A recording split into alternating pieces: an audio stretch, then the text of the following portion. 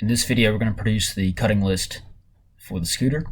So I've pulled up a student's scooter deck in this drawing here. Notice I've got some part numbers 1, 2, 3 for the different parts. I'm going to use the dimensions here and we're going to insert them into this cutting list. So start off part number 1. As you can see, these are the two side rails here. We'll call them the side rails.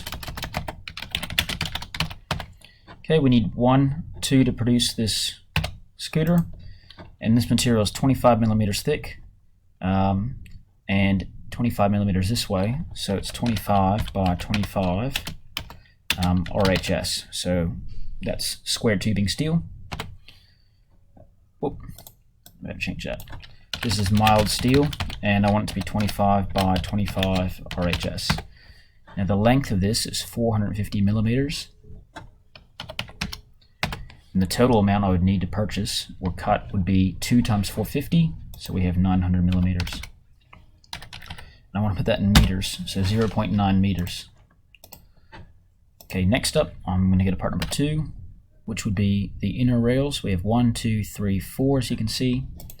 So I'm going to call those the inner rails. We need 4. It's also made from mild steel, and the same 25 by 25. RHS, and the length of these ones is 150, and I would need 4 times 150, so 0.6 meters.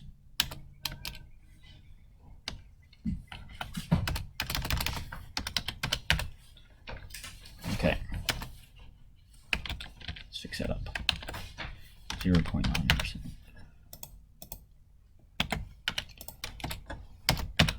All right, part number 3.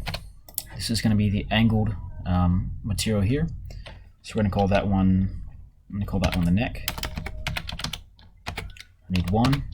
It's also made from mild steel, and that one, according to this, is 30 millimeters by 25. So 30 by 25 RHS, and the length of this one would be 151.92, and in meters that would be 0.1519 meters. Now the ends need to be cut on a 45-degree angle, so I will cut ends on 45 degrees. Okay, so you continue on with all of your working drawings to produce this entire cutting list.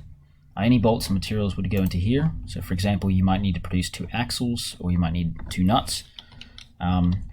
So all that information would go into this cutting list, and then you'd want to save and print that out when you're complete.